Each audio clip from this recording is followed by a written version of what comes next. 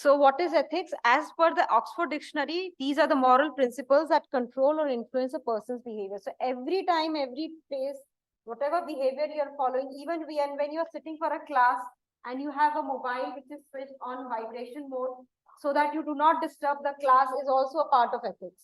So everything, whatever you behave as is the ethics. So according to a different dictionary, it is a code of behavior considered to be correct for members of the medical profession, because generally when we start talking of ethics, we talk of more of medical ethics. Okay, so the core principles of ethics are autonomy. You understand that? Word itself is self-explanatory. What do you think by autonomy? Autonomy. You'll have to answer. The backbenchers. So in the terms of medical ethics, you give that thing to the patient. That power is with the patient. It is not with you. That is what is most important to remember, so that you don't get irritated by the decisions that the patients often take. You need to understand why are they taking those decisions. Second is non-maleficence. What do you understand by that? Basic terms. I'll go into detail of each of these. Do no harm, right? So that is one of the most important principles, that you are trying to benefit the patients. Even if you're not able to benefit them, at least do not do any harm, which may be more detrimental than even when they have come to you. Then beneficence. So as far as is possible, you try to benefit them. And of course, justice. Justice, we'll talk in detail. What do you basically mean in the medical ethics world? What is justice? So this is what is the ABC of ethics. That is autonomy, beneficence.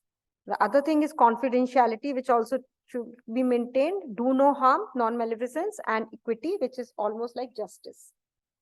Okay, so autonomy is the respect for persons. That is whatever is your name. He said that you have to respect what the patient wants to do, right? Patient or a person. So honoring persons' decision making regardless of the choice. So basically, it is an independent, informed decision and ensures voluntariness. You give the power to freely choose whether or not to participate, for example, in the research, undergo a treatment, undergo an investigation. So you give that power to the patient, but what your role is to try to explain to the patient or the participant that what you're going to do, and then honor the free will of the participant. And that is what is all autonomy about. So, and of course, you also, whether they are able to freely choose is also, then the other part of it is to refuse the treatment or the investigation or make a bad decision. So even if you think that the participant is making a bad decision, or the patient or whoever you are talking to is making a bad decision, it is the respect that you have to give for that decision. That is the most important.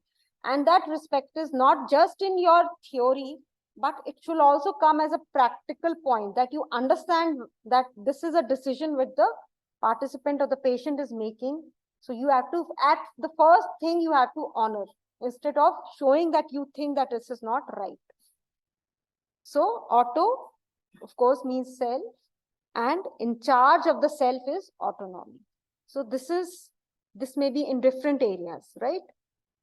So basically, even if the patient has come with the relatives or anything, the patient is the person you are giving full autonomy to. You're not, the first thing is your patient or the participant that you have to take into. The second thing is beneficence. So as I said, try to do good and act in the person's best interest. So, and then of course you have to weigh the balance. Benefit has to be more than the risk, and this is true for research also. So this is something which you will learn more and more as you participate in more and more research projects. Have you been given any research projects till now, all of you? First years? You must be in the first year, most of you. You have been allotted your topics for your DMMCH. Are you still, everyone in the statue, are we playing those statue games? Remember being played statue? I think everybody of you looks like that only. You don't have to move. So what is it? You have been given research projects or no? Yes, no. I'll give you an example. Let's see what you think about. So can somebody stand up and read? Or you can sit down and read. Everybody agrees? Right. So both of these principles are involved in this case history. Right? I agree with beneficence. Depends upon a lot of factors. So every patient is different. So the factors for every patient will be different. So for example, this was a 75 or an 80-year-old lady. Things will be different. Stage will be different. Things will be different. So there are a lot of factors which determine the social status, the cultural relationships, everything matters. The money, everything matters. So that is why as a doctor, you need to respect that and understand that. That is most important. To understand and then find a path that is you think is right. At least whatever you think is right has to be done for the patient, for the benefit of the patient. Okay, so let me give you some options. Of course, I think we have already discussed. So how do you deal with this? So I respect your decision, will not proceed. I respect your decision, but it is my obligation to tell you that this is not the best course of action. I will discuss your choice with all members of your family and other medical team members and act accordingly. What do you think? Okay, so that is what we all by consensus thought when you were discussing. Okay. So this is what is autonomy, and this is what you're talking of beneficence, right? So these are two things which I wanted you to be very clear. This is autonomy and this is beneficence, and that is how you deal with patients and try to understand these principles in daily life. Okay, let us have another example. A 56, anybody from that in the middle part, last. So what do you think? See, every history that I've given you, I've said the capacity is there with the patient too. That is the most important thing you also need to understand. Whether the patient at that point of time is capable of giving an informed decision. That also you have to take into account. For both of these histories, the patient has the capacity to make the decision. Okay, so what do you think? What do you do now? Right. There are two things which are at play. What do you do now? So you will try to convince the patient. Any other thought? So there are a number of, please sit down. So there are a number of things. This is just a case scenario. So there are a number of things which you need to understand and try to do. That is, attempt to understand why the patient is making that particular decision and identify the emotions or the apprehensions that are there.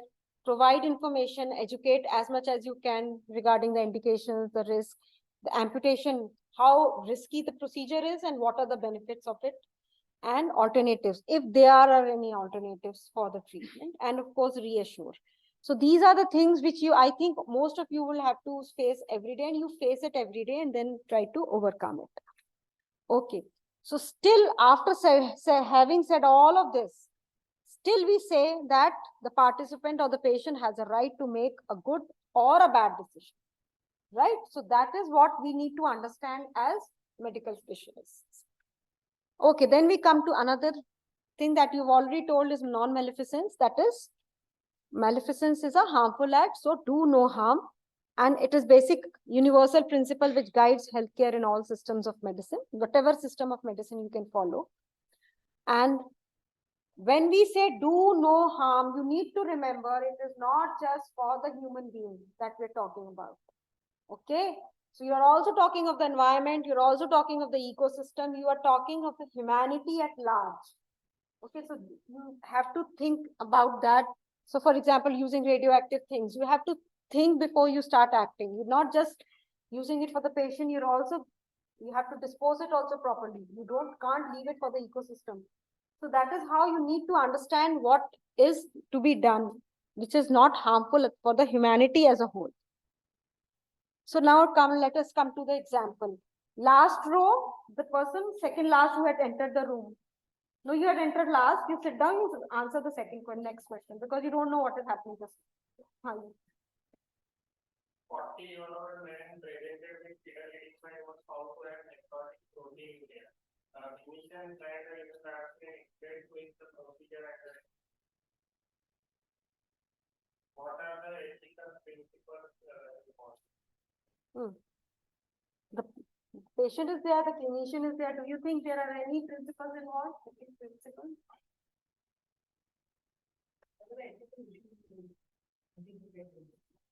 Is a renal biopsy, doing a renal biopsy invasive or not? Can there be any risk associated with a renal biopsy? Yes. So now you answer the question.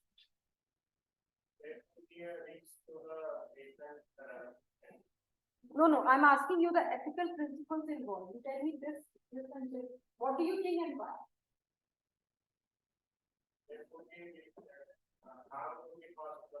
Okay, so what is the principle involved?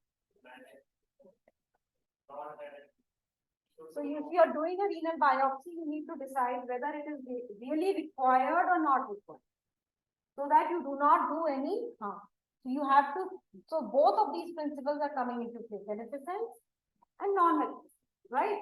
So sometimes even if the patient has nephrotic range proteinuria, you do not do a renal biopsy. How many nephrologists are there? Do you have any nephrology people here? Absent? No nephrologist. So he himself is a nephrologist. Okay, good. So sometimes you don't do a renal biopsy, right? So every patient you don't do a renal biopsy, isn't it? A 5-year-old kid comes with nephrotic syndrome or a 10-year typical NCD, you're thinking you not do a renal biopsy, right? So that is, you're trying to see that you have a balance between the risk and the benefits. So both of these come into play, beneficence and non-beneficence. Do you think anything else will come into play? That is why the clinician is explaining to the patient. Autonomy. Don't you think so? Going to do whatever you do, you have to have the autonomy for the participant or the patient. So which ones do you think is the most important? So all three are into play. But whether you want to do a renal biopsy or not do a renal biopsy is important. So that is beneficence or non-beneficence. That is the most important thing when you are planning to do an invasive procedure. So what do you understand by harm? I said about the ecosystem and all those things. What do you think is harm? Doing no harm. Everybody of you said no, doing no harm. What do you think is harm? Give examples of doing no harm. Give 5 examples of different kinds of intended benefit is not. What that is what do you what do you understand by benefit? Then only you will be able to say harm. What is harm? Come again. What did you say? Doing procedure or the thing what we are trying to intend to do, and it is not giving that result what we are intending to do, that might be harmful. So you're saying whatever does not benefit may do harm. That is fine. But anything or more you would like to say in doing harm? So if, for example, the procedure has caused some injury of the patient or hemorrhage or hematoma, that is harm. So which type of harm is this? Ma'am, any that can be physical, mental or emotional. Harm is not always physical. At times, suppose there is male patient and here someone has done any investigation without respecting her privacy. That can be a emotional harm or mental harm to her. Very so good. We have to be careful about all harms that can be. Very good. So that is what is more important as medical specialists, that we just think when you're doing a renal biopsy whether hematoma will be formed, whether hematuria will be formed. This is just a small thing. So you have to also think about the different types of harms which may be there. For example, an AIDS patient, you are doing a test, HIV positive, you have to see that confidentiality has to be maintained. It should not be revealed in any circumstances if the patient does not want it to reveal to his peers or his family members. So that is also some time of a mental harm that you will be causing if you think you are the boss and you want to tell everybody in the family that this patient is HIV positive, right? So that is what you need to understand, that what do you really mean by harm. So as he said, he's absolutely right. Physical, psychological, emotional harm, social harm, as I said, HIV, non-medical adverse consequences of study participation, stigmas related to various diseases, psychosocial. Now you're doing a lot of genetic testing, right? You're doing a lot of NGS and all those things. If the patient is well read, you can go to the Google and just see what are the different things that are there, the genetic test. You should be able to understand that this is what can cause some type of a mental trauma to the patient, right? So these are things which you need to understand. Informational harm. So information about an identified research participant to others is also a, so you tell some patient has some disease or something, the patient is not trying to tell everybody and you try to reveal it to everybody in the group. That is what will be the something like an informational harm. So once you do a project, do you understand that you have to maintain confidentiality? Anybody of you would like to give some example? How do you maintain confidentiality when you're doing a research project? Ethics forms, everybody will have filled. Everybody of you have filled ethics forms for the research studies that you've done in MD. Most of you have done MD. करा है ना सबने MDMS? नहीं किया, बिना research project के हुआ, thesis करी होगी ना, तो सबने एथिक्स का फॉर्म भरा होगा. तो कॉन्फिडेंशियलिटी का इशू आपने, you remember doing something for that confidentiality? How do you maintain confidentiality?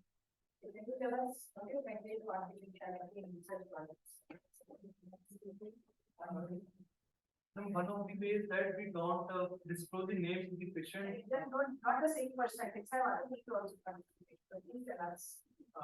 While writing the results, we don't mention the name of the patient, or we can at the most we can use initial like Mr. X or Mrs. Y. Then while if we are randomizing the study group, we can give them a serial number, and the results in our sheet can be entered in the form that say a person X has been given a serial number, and all the results will be entered with that serial. There is a code. You can code. You can use code for the patient, right? So you have to use. So you have identifiers, but they are identifiers which do not identify the patient, right? So that is how you do it in research. Okay, sit down. Okay, and of course, economical harm, legal harm. Now let us come to an example. Last person, you came last in the class. Yes. An 18-year-old boy with a low blood pressure is brought to the emergency department. He has to be on the ventilator for maximum brain death. The physician informs the family who are legal later that in his professional opinion, lack of need results and withdraw. The patient family objects to withdrawal of the ventilator. Difficult situation, isn't it? So what do you do? What do you think are the principles involved? So the autonomy is, because I said the capacity with the patient is not there, right? This now goes with the family members. The autonomy is with the family. So the decision is of, the autonomy goes to the family. Then beneficence comes into play. This is a recommendation that now this patient does not need a ventilator. That ventilator can be used for the other patient, isn't it? So that is something, is the recommendation that you understand. But you also have to face something like, do no harm. Are you really sure that you have to remove the ventilator and this will not cause any harm to the patient? So these life situations, these are all based on these ethical principles. What I'm trying to tell you is that how you don't realize in your daily life, but these are the principles which you have to go through them for each and every patient that you see. Sit down. What is justice?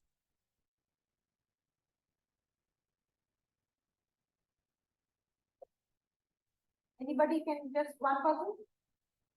What is right? Right. Okay. What is right? Right.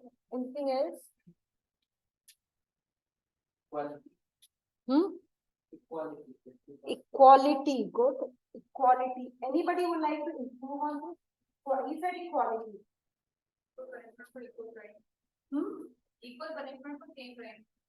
Equal punishment for same crime. We are not punishing our partner. So in the medical experience, anything you would like to say in the medical experience? Every person has an equal chance. Equal. Okay. So the word that you're using is equality. Right? What you need to understand in the medical profession, it is not about equality. It is about equity. right? I'll show you why, what I mean by equity.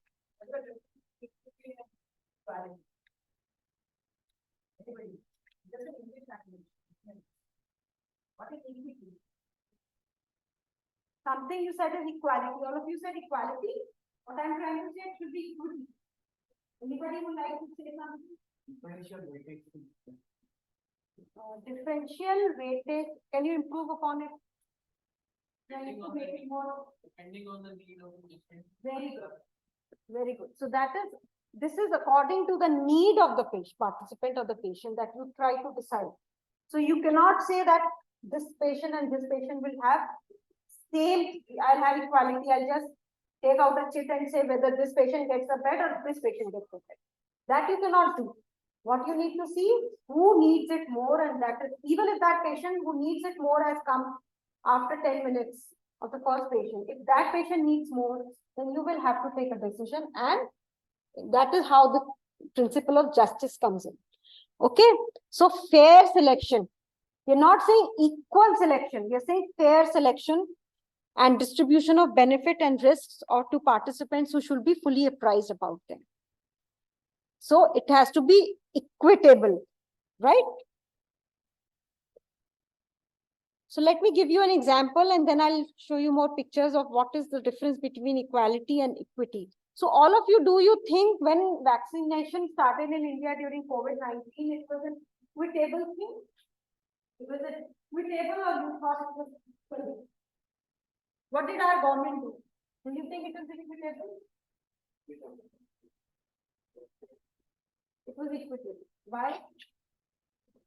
Irrespective of the economic status of our population, everybody had the chance to get vaccinated, right? So that was, otherwise in some countries, it was about the charges of the COVID. If you can pay for the charges, you get it. If you cannot pay, you don't get it, right? So that is true for a number of vaccinations. If you're able to afford it, you get it. If you're not able to afford it, don't get it. Like the HPV vaccine at most places, right? But for COVID-19 vaccination, it was equitable. Everybody got it, right? So that is something which is important. So now let us have this. Who would like to take up the call? Last segment, anybody? Any autonomous decisions?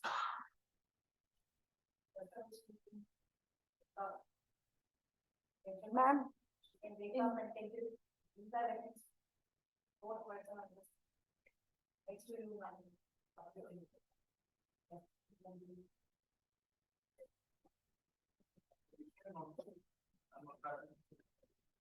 Okay.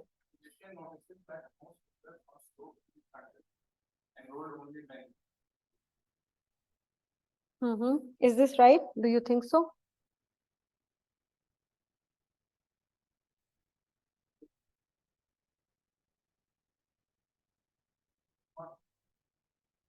Of course, obvious question answer is no. Everybody understand why, but why do you think it is not right?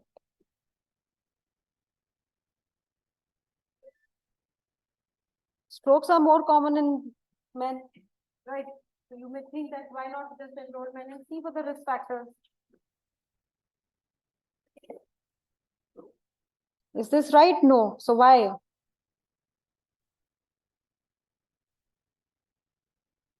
Somebody is not equitable. Okay. How do you say that?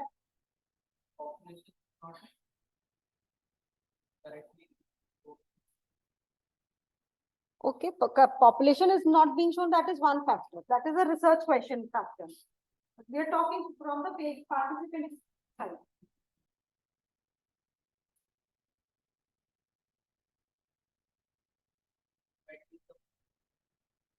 Yes.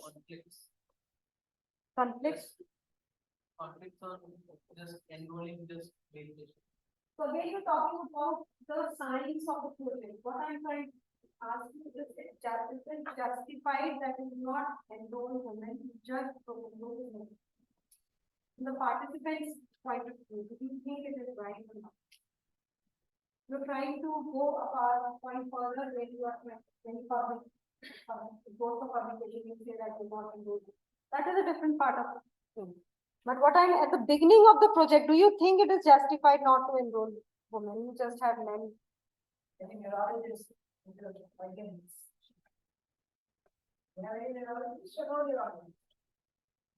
None. Why of you? Think not. Tell us.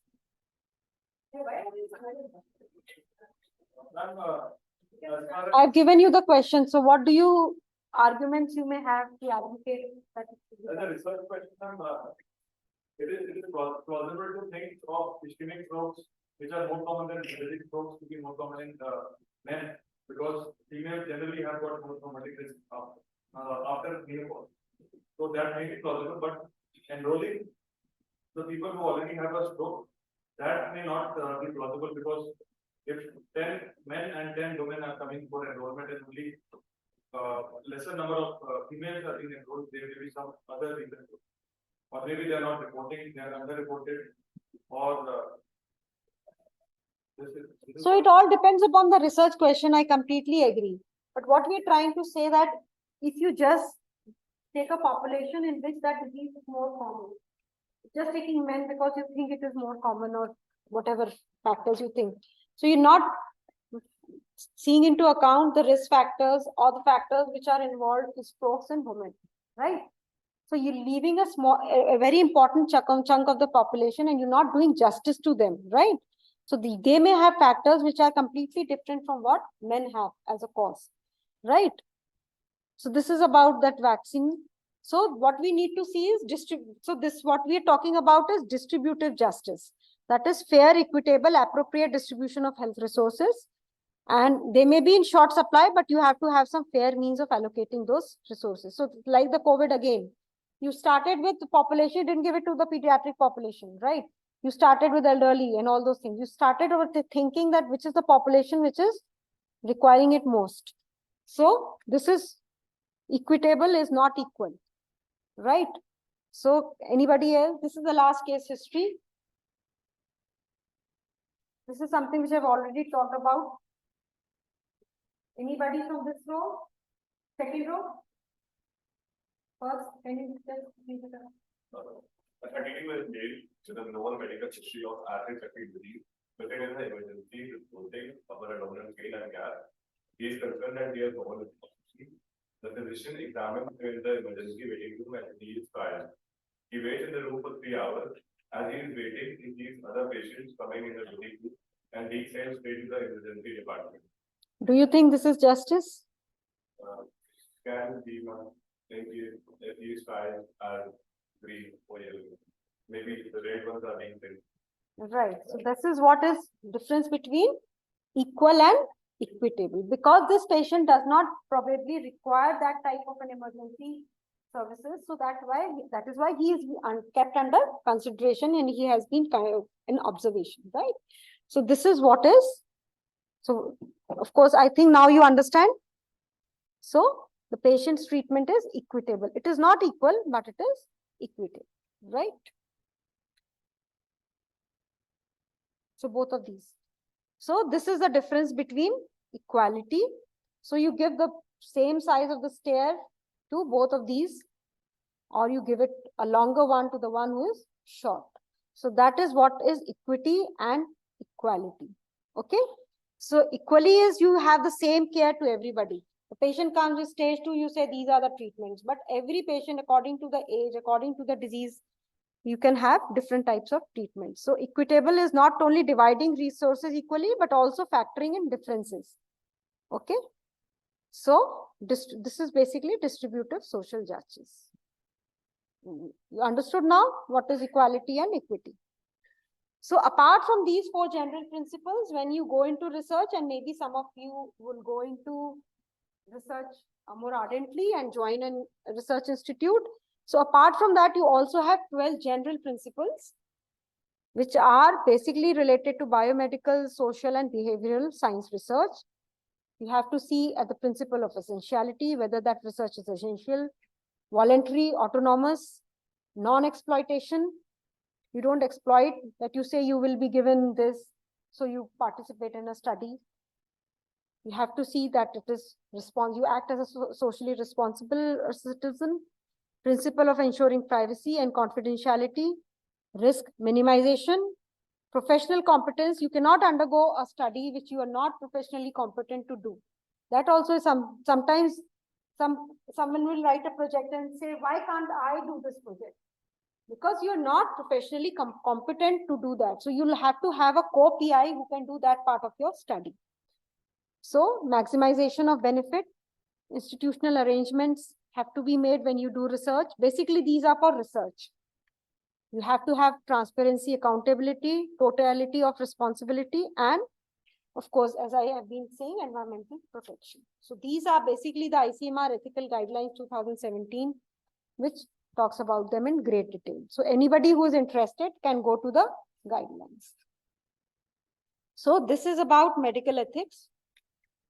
Any questions?